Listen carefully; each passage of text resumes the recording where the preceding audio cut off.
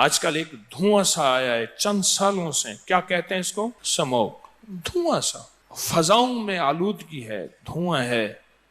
اس فضاؤں کی آلودگی اور دھوئیں کی کچھ احتیاطیں آج آپ کو بتاتا ہوں۔ کھانسی، نزلہ، زکام، الرجی، بخار، مختلف بیماریاں، مختلف تکلیفیں، یہ بہت زیادہ اس دھوئیں سموک کی وجہ سے بڑھتی ہیں۔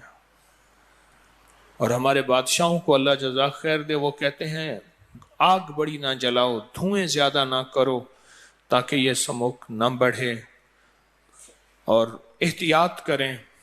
سب سے زیادہ اس کا علاج، سب سے زیادہ علاج کیا ہے؟ اس کا بہترین سب سے پہلا علاج ہے استغفار۔ استغفار کریں، یا اللہ جو کچھ ہوا میری وجہ سے ہوا، جو کچھ ہوا میرے گناہوں کی وجہ سے ہوا، جو کچھ ہوا بس میری نافرمانی کی وجہ سے ہوا، اور جو کچھ ہوا بس میرا قصور ہے۔ ایک تسبیح صبح شام کر لیا کریں، تھوڑا سا کر لیا کریں، زیادہ کر لیا کریں۔ ایک آسان سا لفظ ہے استغفر اللہ، استغفر اللہ، یہ پورا استغفار ہے۔ اپنے پر استغفار کو لازم کریں۔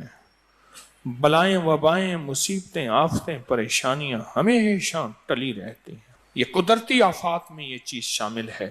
سموک قدرتی آفات ہیں، اور موجودہ سموک اور اس کے وبائی اثرات، اس کی بیماری کے اثرات سے بچنے کے لیے کمال چیز ہے۔ عنابی قہوہ، اس کے میں نے جب سے بتانے شروع کیے کچھ فائدے مجھے ملے جو مجھے علم نہیں تھے۔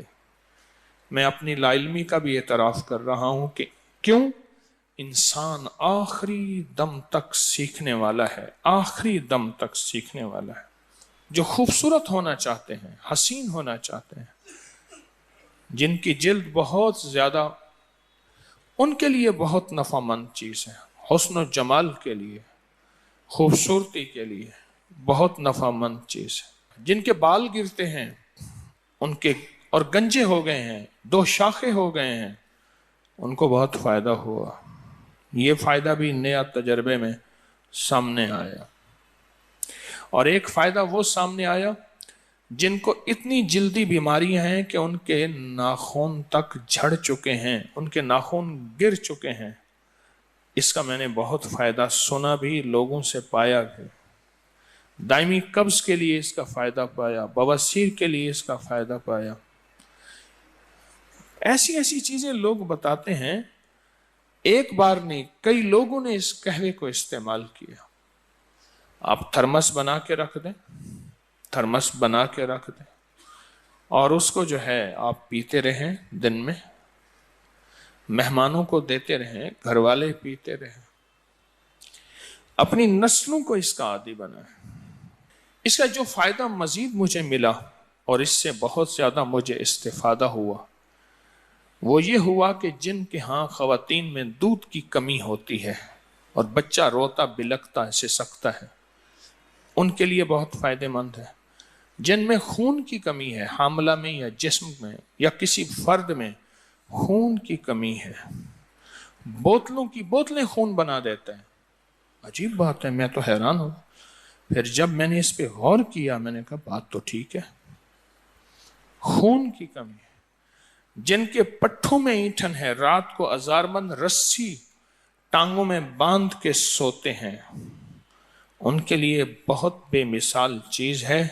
اس کا قہوہ دن میں 2 دفعہ، 3 دفعہ، 4 دفعہ مہمان نوازی اس سنہری قہوے سے کریں، بہت کمال چیز ہے۔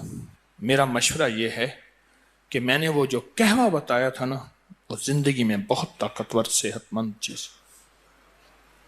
عناب سپستان بہیدان، بازار میں لے لیں، ایک پاؤ عناب لے لیں، دیکھ لیں اس میں کیڑا لگا ہوا نہ ہو، اور سپستان لے لیں، اور بہی دانہ 50-50 گرام ایک ایک چھٹانک لے لیں۔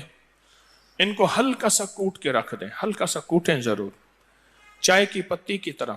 1 کپ میں 1 چھوٹا چمچ، 1 کپ میں بھرا ہوا 1 چھوٹا چمچ ابالیں، 1.5 کپ میں ابالیں، 1 کپ رہ جائے۔ میں نے جب سے یہ پوسٹ ڈالی ہے، اتنے اس کے تجربات میرے پاس، اتنے فائدے ہیں۔ اس پوسٹ میں عنوان یہ تھا کہ ٹھہریے، خودکشی کرنے سے پہلے یہ کپ پی لیں۔